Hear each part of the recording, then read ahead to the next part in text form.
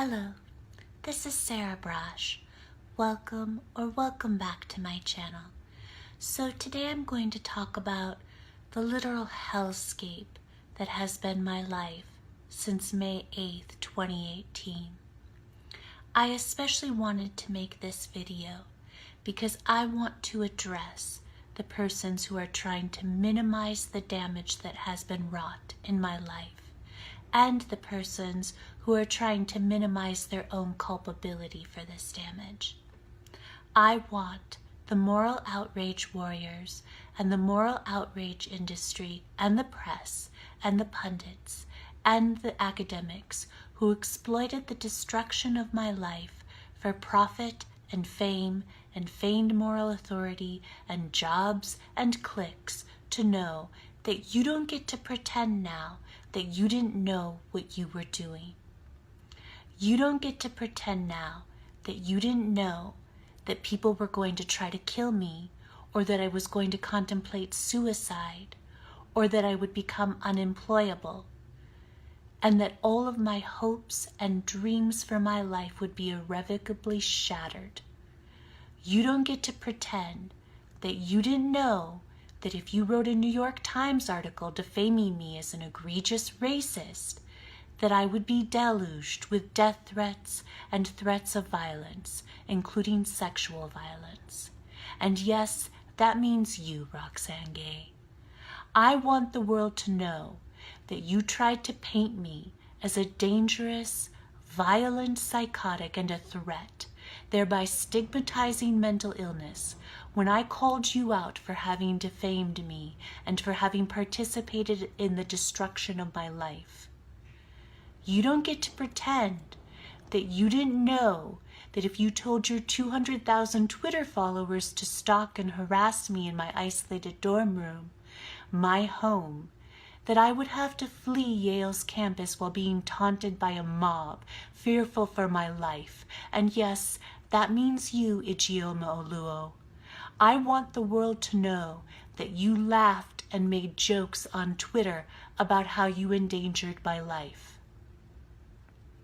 I want Don Lemon of CNN and Joy Reid and Chris Hayes of MSNBC and Shonda Rhimes and Trevor Noah of The Daily Show and so many others to know that I couldn't get out of bed for months while I was in hiding. I couldn't eat. I couldn't sleep. I was terrified to leave my room. I shook convulsively with the chills every hour on the hour because I kept going into literal physical shock. I drank constantly to dull the ferocious, unbearable pain that I was in because I had been wrongfully, globally branded a genocidal villain on the order of Pol Pot. I can't even tell you how many times I came this close to killing myself. I want Whoopi Goldberg and Joy Behar of ABC's The View to know that. I want the New York Times and the Washington Post and every other so-called news organization that participated in the global murderous defamation campaign against me to know that my dearest friends in the whole world spent $10,000 to save my life after Yale tried to destroy me by charging me with racial harassment.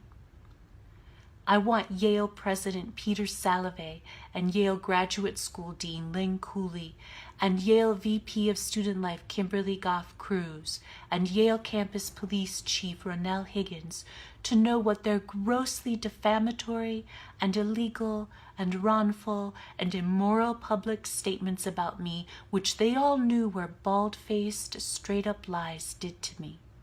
They almost got me killed. They almost drove me to suicide. They almost incited my murder. They destroyed my life. They destroyed my career. They destroyed my reputation. I lost everything. You took everything from me. I want Yale President Peter Salovey to know what it did to me, the way it destroyed me, when he made his grossly wrongful and defamatory and immoral and illegal August statement condemning me as guilty of having perpetrated racial harassment, and citing me as the impetus behind sweeping policy changes on Yale's campus, even after Yale's general counsel had dropped the racial component of the charges against me in July because, as they told my attorney, there was absolutely no reason to think that I had ever acted out of racial animus or bias in any way, shape, or form. You made it impossible for me to get a fair hearing on campus. You almost got me killed. You almost drove me to suicide. You incited another wave of defamation and death threats and threats of violence, including sexual violence. When I tried to defend myself online, on Twitter, mid-July or so, I was deluged with another wave of defamation and death threats and threats of violence. I was overwhelmed with another Twitter and social media mobbing. I was defamed again, repeatedly in the press and by pundits and academics as a racist monster. You almost got me killed. You almost drove me to suicide. I want the graduate school dean, Lynn Cooley, to know that she tore my heart out when she banned me from Yale's campus and banned me from teaching at Yale with no due process whatsoever, and even though the charges against me had been withdrawn at the beginning of October. Shame on you. Shame on you for lying about me.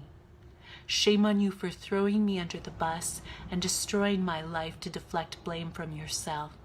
For shame. I want you all to know that. I have been to hell and back, but I will never stop fighting for the truth. There will be a reckoning. The truth will prevail. I will be vindicated. I will have justice. And I will have justice for everyone who said the same thing happened to me, just not on the same scale.